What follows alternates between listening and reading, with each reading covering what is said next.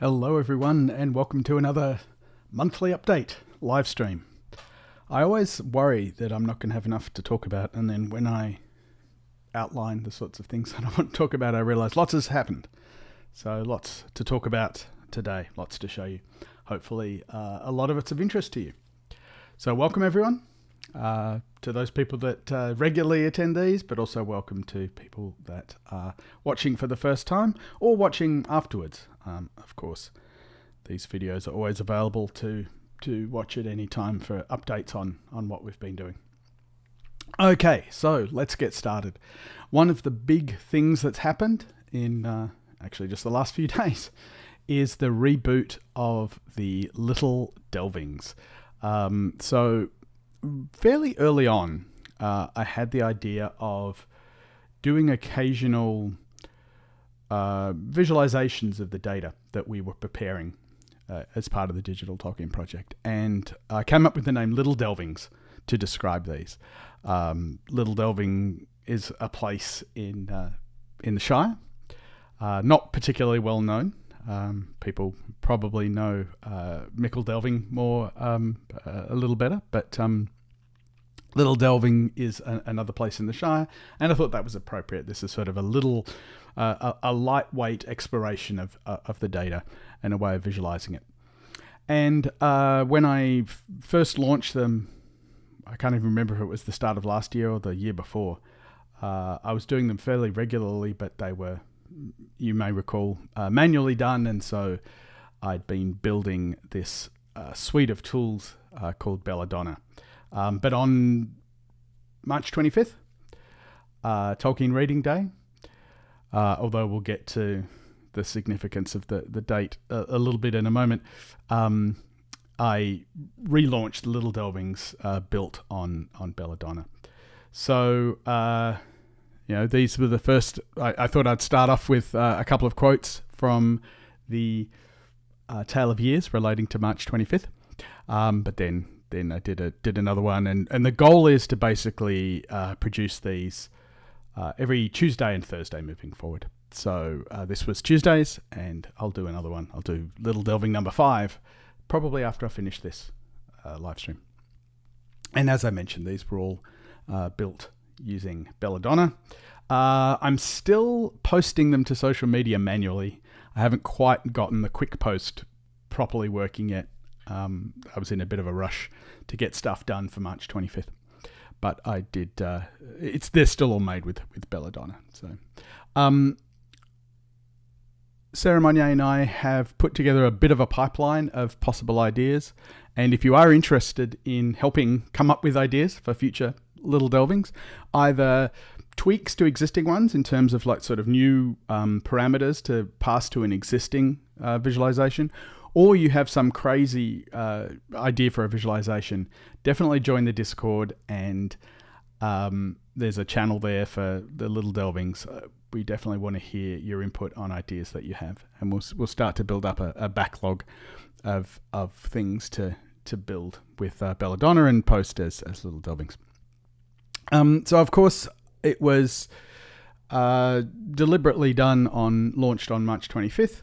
Not just because it's Tolkien Reading Day, but because it's the Gondorian New Year and the celebration of the destruction of Barad-dûr and so on. But of course, those of you who watched my last video know that there's some interesting stuff to do with the calendar systems and why March 25th in the Shire calendar is not necessarily March 25th in our Gregorian calendar. I just want to give a quick update for those of you who watched that video. In that video, I pointed out the fact that in BSD flavors of Unix, there is actually a calendar file on the operating system that has the dates, has a bunch of significant dates in Middle Earth, and they're all done with the summer solstice adjustment, so March 18th instead of March 25th for the downfall of Barad-dûr. With the help of Patrick Hausman, we tracked down when that calendar was first entered into the BSD Unix operating system. It was back in 1989 was the earliest we could find a check-in of the data. and it was made by Keith Bostick, who's a legend in Unix. And so I wrote to him on Monday asking if he remembered the context of adding that calendar data, and if he was the one that was responsible for it, and if he was the one responsible for the decision of doing the alignment based on the solstice to get it to March 18th instead of March 25th. And we've had a couple of email exchanges since then. He was not actually a Lord of the Rings fan at the time. He had not read the books yet, so he's 100% sure he was not the one that did it, but he unfortunately doesn't remember who did. I'm hoping something comes to light, because it would be really fun to find out who made that original decision, and because it's sitting on every BSD style Unix operating system, including people with Macs. There's a file on your Mac that has a bunch of significant dates, and I'd love to track down the history of that. But anyway, Little Delvings are now launched. Again, as I said, if you've got ideas for Little Delvings that you'd like to see, let us know. Okay, next thing I want to talk about, something completely different. And this has to do with documentaries that exist for to do with Tolkien. And these are mostly interviews, not just with Tolkien himself, but with people like Tom Shippey or Verlin Flieger or Humphrey Carpenter, Christopher Tolkien. Many of you have probably seen some of these documentaries, like the one narrated by Dame Judi Dench. And I occasionally watch these or rewatch these. They're fun to get insights from these various people, and of course hear the man himself. But I noticed watching a couple of them that they sort of reused a lot of the same interview footage, archival footage. And it was clear that the interviews weren't necessarily done for that particular documentary, and they certainly weren't done at the time that the documentary was made. And it got me interested in, well, where did the original interview happen? What was the documentary that was for? And I thought it would be fun to try to piece together what are all these interviews we have. It's sort of like, I've described this before, that History of Middle Earth is not just a series of books in their own right, but they're containers for texts. And in the same way, documentaries are containers for interviews. And so the same interview can be used in multiple different documentaries. And so I thought it would be interesting to start to catalog not just the documentaries, but the interviews. And so I got a bunch of videos on YouTube. I extracted the audio, ran the audio through a transcription service, and with time codes, and then built this little viewer that I'm about to show you, that lets you look at the interviews. It basically, it's nothing more than another video player that shows subtitles, except that the subtitles are data that I can edit and eventually make searchable and stuff like that.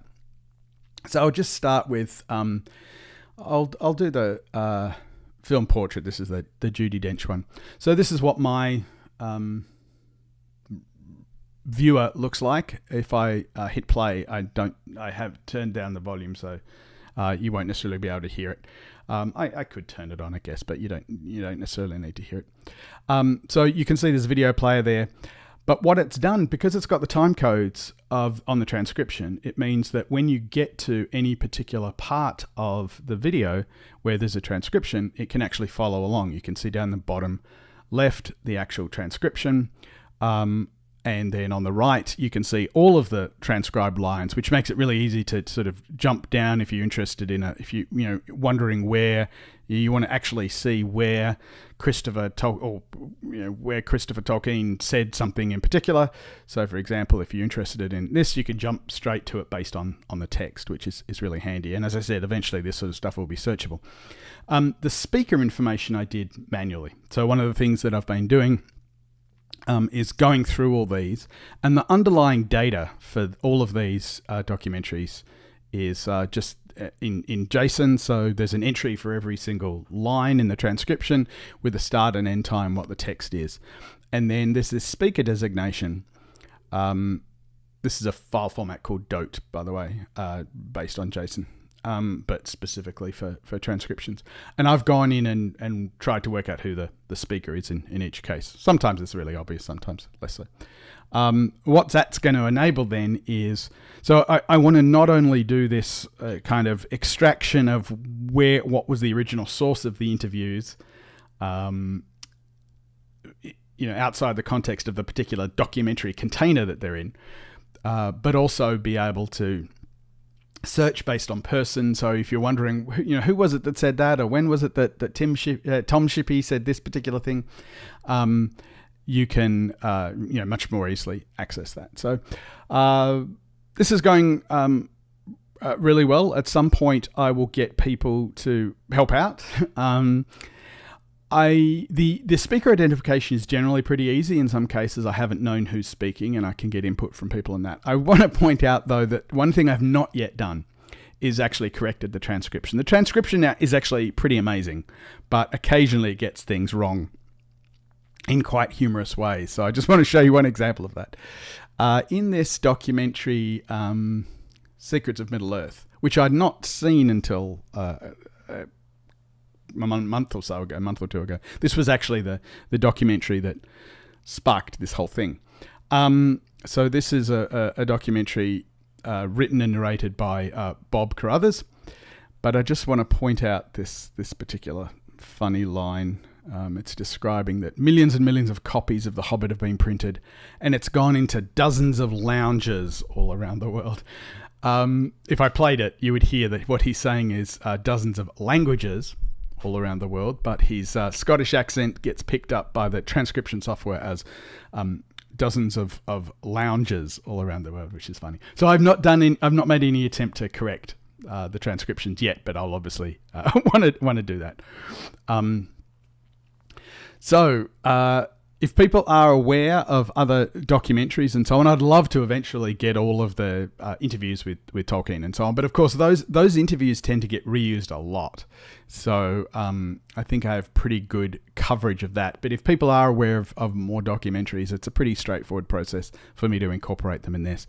I need to still kind of work out exactly what the sort of right thing to do here is copyright wise, because these documentaries are all available on YouTube, but they're under copyright, so it's not really something I can distribute, but YouTube is. And yeah, one thing I may do is work out a way of not using my own player here, but I don't know, it'd be difficult to actually embed YouTube here in a way that still lets me get the signals that were up to a particular time code. Anyway, I'll work it out. Like so many of the things we do, there are all sorts of issues in terms of respecting the copyright holders and so on.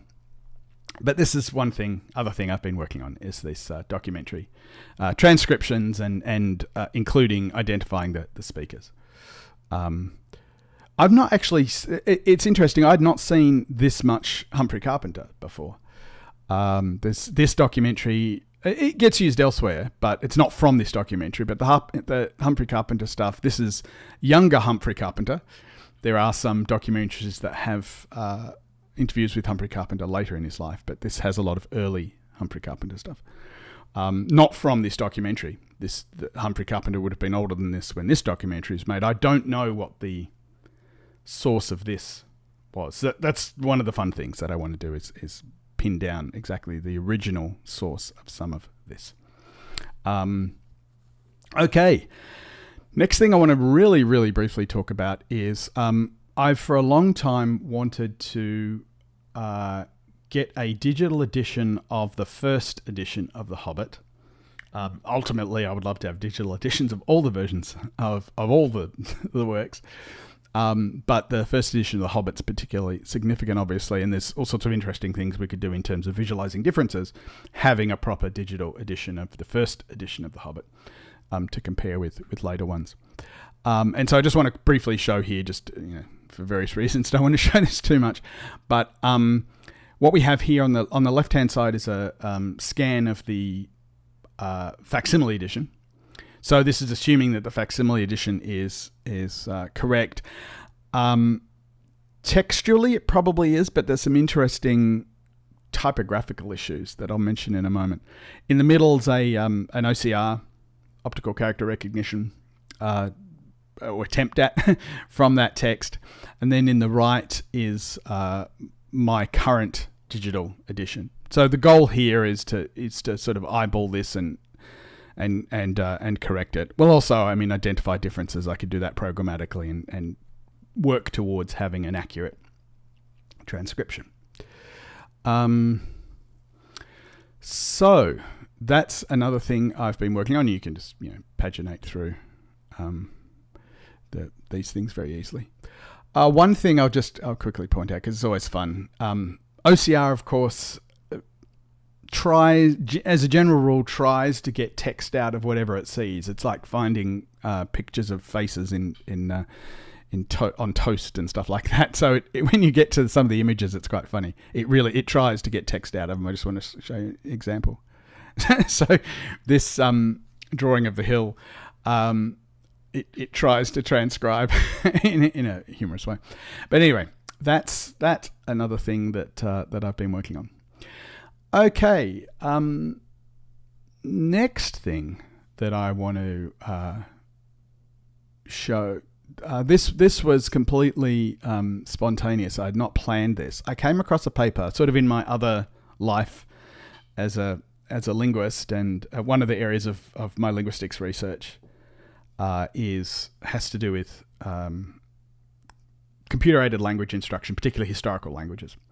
So ways of better teaching ancient Greek in particular, but also Germanic languages like Old English and Gothic and so on.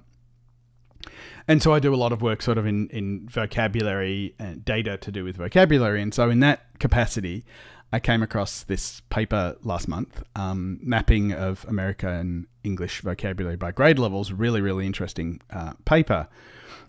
Basically classifying thousands and thousands, actually 126,000 words into a sort of the estimated grade level that an American student would become familiar with that word. And this is really good work. Difficult to do. It's been, this sort of stuff has been done for decades, but this is some really, really nice work. But they make their data publicly available. And so they've got this list of 126,000 words with a sort of estimate of American grade level. It'd be fun to have other grade levels, but this work was done in America. It's American grade levels. And so I thought, I could incorporate this into the Tolkien Glossary, and that's exactly what I've done. So if we go to any word now, I'll go to Hobbit. This was actually quite intriguing to me.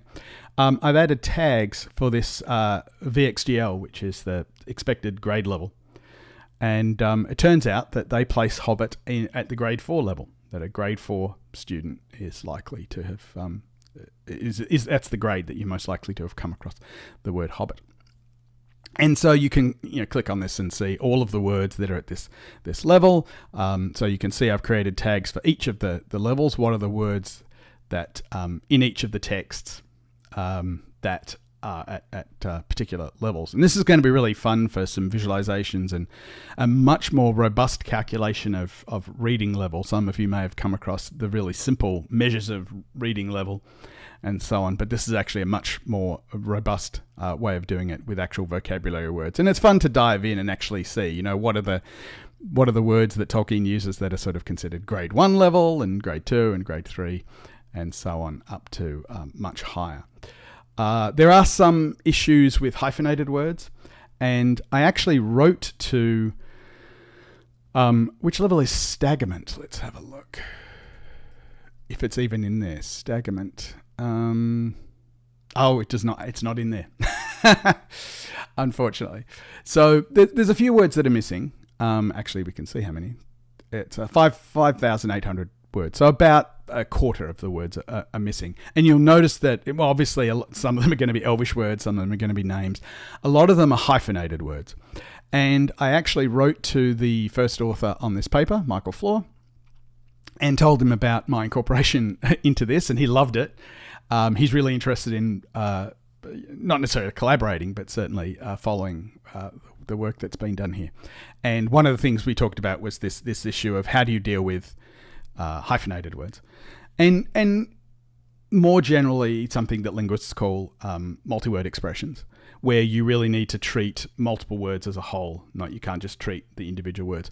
Although in the case of most of these hyphenated words, I think you can, this is something I discussed with Michael, probably the easiest thing to do is assume that the level of a hyphenated word is the highest level of any of the components. That's probably what I'll go back and do.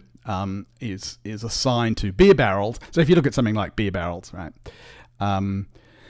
Beer barrels does not have a VXL, but beer is 5 and barrels is 3, right? So we could just assign beer barrels 5. It's not perfect, but it's a way of giving at least some number. You can all look yourself. You don't need me to look these up. Just go to glossary.digitaltolkien.com and you can find these yourself. But pants isn't there. There you go. Sent off on a wild goose chase. In terms of then evaluating, I'm sorry that pants is not in the Tolkien corpus. At least it's not in The Hobbit, Lord of the Rings, or Silmarillion. It may be in Unfinished Tales or something.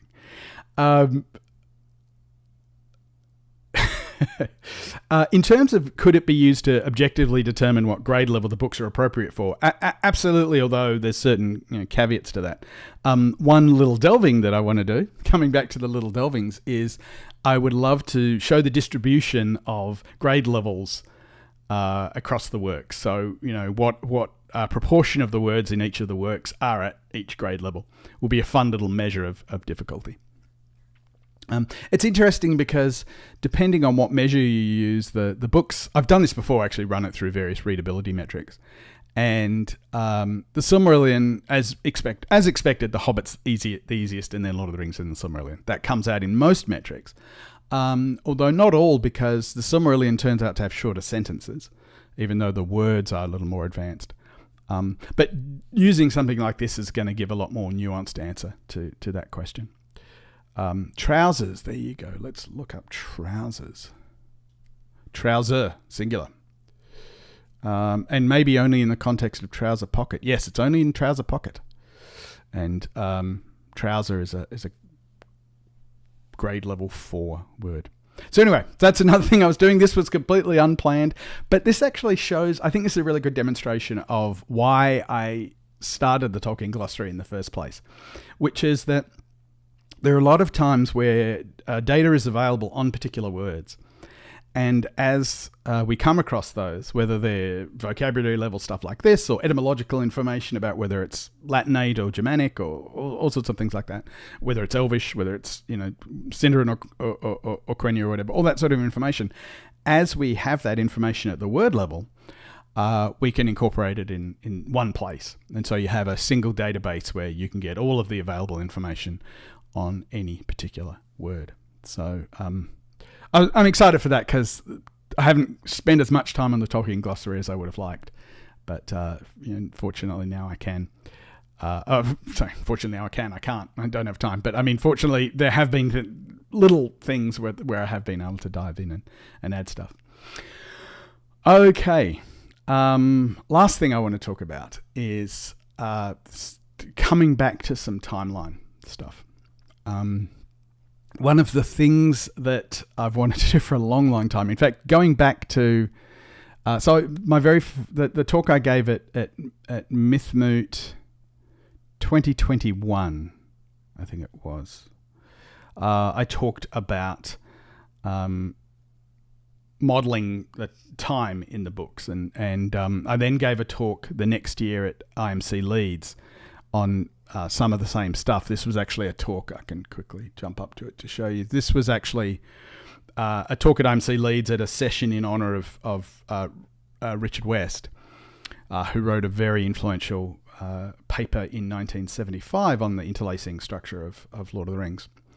And so this was, for that session, I gave a talk about some sort of computational ways of modelling the interlaced structure of Lord of the Rings. And that drew on the work that I talked about it in the previous year's Mythmoot. which had a lot to do with things like tracking the narrative mainline and when things prior to the narrative mainline are talked about, when future stuff's talked about, but also the sort of relative movement of time in the text. Sometimes you get texts that are real time. Sometimes you get texts that are summarizing. You get a paragraph that's summarizing 2 weeks, something like that. And I wanted to track all of that sort of stuff. And some of you have probably seen this if you've attended Mythmoot or IMC Leeds for that matter. I had this slide, for example, showing on the right-hand side you've got the Tale of Years, and on the left-hand side you've got examples of where the things in the Tale of Years are talked about in the Council of Elrond.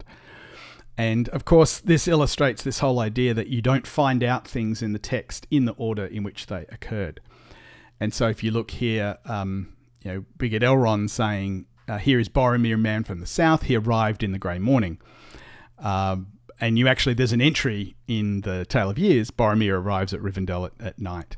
Right, so you sort of get these mentions of things that are not happening on the narrative mainline in the text. Somebody will say something happened. There's a really good example where Gandalf talks about a conversation that he had with the gaffer about something that happened before that and so on. Sort of these multiple layers.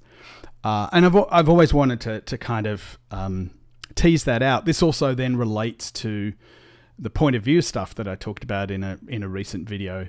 At any given point in the narrative mainline in Lord of the Rings, who are we following? And we jump all over the place. And I've done some visualizations for The Hobbit before, but also Lord of the Rings. So this was a visualization that I the way I did this visualization at the time, a few years ago, was I actually drew on the Tolkien Gateway, has chapter summaries, and each chapter summary has dates of when the events of that chapter occurred.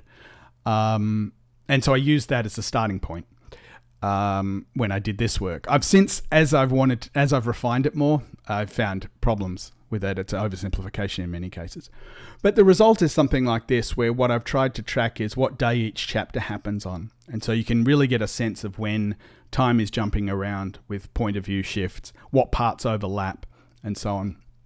This is color-coded based on participants as well. So as the people being involved in the scenes changes, the color changes here. But this was done manually, right? I literally looked at dates and then drew rectangles manually. And I really have, for a long time, wanted to have more machine actionable data so I can use things like Belladonna to produce this kind of stuff and get it a little more accurate as well, because this is just at the chapter level. I've long been interested in doing it sort of really fine grained at the paragraph level, because it's really interesting the way Tolkien deals with the jumping around. He often does little references to things when he picks up a narrative thread later on. He'll mention stuff that he'd left hints at earlier on, and I talk a little bit about this. So, for example, here's a good example in chapter 11 of book 3. We get Gandalf leaving on Shadowfax, so this sort of mention of Gandalf, Shadowfax gone, and then when we pick it up again,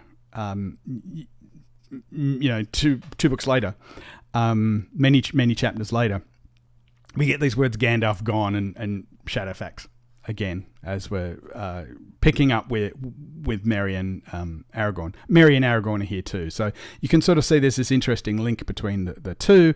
And if you look at the timeline, they're happening one after another. Even though they're in narrative time separated, in event time, they're very close. And so modeling this sort of stuff and getting down to the individual paragraphs where there are scene changes and time changes and so on, and tracking this slide showing that The Hobbit, but the same thing happens in any text where you get these sort of markers of time change, the next day at the end of a fortnight, 2 nights and the day between had gone by, those kind of things, wanting to go through all of those. And so I had started, back to Trouser, I had started work on this a long time ago, and Hannah MacDonald did a tremendous amount of work with me on this, going through each of the chapters and basically tracking who were the fellowship characters in the scene, when did they come and go, and that sort of stuff, down to the paragraph level. And then, this was done quite a while ago. And then just in the last couple of days, I've come back to sort of a top-down approach to doing this that will eventually merge everything together. In this time round, I started actually with the Tale of Years. So I took the Tale of Years, when multiple things happened on the same day, I split them. And then I've been basically mapping that to what rough chapter they occur in. And this alone, even at this point, I would probably be able to generate a better version of visualizations like this already with the data that I have. But I want to go further, because I want to get to the specific paragraphs where the events happen on the narrative mainline, but also where we find out about events, because often we find out about what happened at a different time. So, for example, all the stuff about Gandalf and the Balrog is not happening, even though it's happening at the same time as the narrative mainline is being narrated in Chapter 7 of Book 2, but we find out in Chapter 5 of Book 3 about these events. So this is just an initial chapter level pass, but my plan is to potentially, with the help of others, get down to the paragraph level. And as I said, there's a lot of wonderful work that Hannah's already done on this that I'll start to incorporate as well. So that's what I've been working on in the last month since the last update. I hope at least some of that stuff was interesting. As always, if you're interested in helping out with any of this stuff, just let me know in Discord. There's a lot of this stuff that can be shared and probably needs to be shared, because there's a lot of work to be done. As Treebeard says, it's good to have started. I will hang around for a little bit in case there are questions or comments with the delay that I see on the chat. But I will just mention as well, of course, that next month I'm teaching classes on XML and TEI, which is the sort of underlying. You can actually see a little bit. Where was it? Here. There's a little bit of XML here. So this sort of markup language, XML, that I use for the underlying text markup in the Digital Tolkien Project. I'm running an entire course next month on that. And then in May, I'm starting a class, 3-month-long class on the history of the Hobbit, working through John Ratliff's book, which is just another excuse for me to work on digitizing that too. I'm looking forward to some interesting things I'll be able to do once the manuscripts that he's transcribed in that book are in a digital form. There's some interesting visualizations I hope to be able to do in terms of the development of the Hobbit, and of course you'll see the results of that whether you're in the class or not, but you're more than welcome to join the class as well.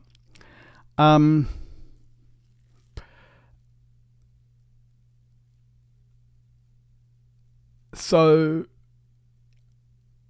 Oxenmoot, I don't know yet, and if I do go, I probably will not give a talk. Those of you who were there will be aware of what a stressful time it was for me, because my master's dissertation was due while I was at Oxenmoot, so I did not have much of a chance to hang out with friends there, although we got to hang out, Jack, but it was unusual for me to be able to do that because I was madly trying to finish my dissertation. If I go, I would love to go with zero pressure. And it would just be delightful to be able to go to a conference without any obligation. So if I go, I will not give a talk. In terms of the large stack of green books, I'm actually going to do a video about these. These are Joseph Wright's English Dialect Dictionary. And I'll just briefly mention, I was not planning on mentioning this, but I'm doing a lot of work on Joseph Wright, and putting together information about his life and his work and so on. This was sort of his magnum opus. The English Dialect Dictionary was an attempt to capture all the varieties of spoken English at the end of the 19th century. And this is an amazing work. And I will do a separate video about it where I show them and so on. There were 150 copies made at Joseph Wright's own expense. It was something like £20,000 or something. It cost to produce those, but no publisher was interested in it, so he actually raised the money himself to basically self-publish it. And these copies are actually signed and numbered by Joseph Wright himself. So I got number 50. Actually, weren't you the one that told me about them? I've got the funny feeling, Tom, that you were the person that told me these were coming up for auction. If so, thank you very much for that. Okay, yes, it was you. Thank you, Tom. And I'm thinking, hang on a sec. It was Tom that told me about it in the first place. So, yeah, I very much appreciate that. You can't talk, Sarah. I think I've got a super deluxe Lord of the Rings, thanks to you pointing out the auction too. But anyway, yeah, this is definitely one of my pride and joys. I should actually, I realize I'm still showing the weird OCR of the Hobbit. I can actually just, there we go. You can get a better view of the books there. Okay, well, I will wrap things up now, and I look forward to seeing you in Discord, if you're on Discord, and otherwise in the next video. Yes, I'll definitely do. I'll do a dedicated video probably in the next month on these books. I actually want to do a bunch of videos on Joseph Wright because his story is just amazing, and more people need to know about him. But thank you very much, everyone, for joining me for another update. And as I said, I'll see you in Discord and in the next monthly update. I've already got things that I'm working on that I didn't talk about today that I'm going to talk about next month. So there's always fun stuff going on at the Digital Tolkien Project, and I encourage as many of you who are interested to participate. This needs a lot of eyes on things and attention to get all the stuff done that we eventually want to get done. So thanks again, and I will see you later.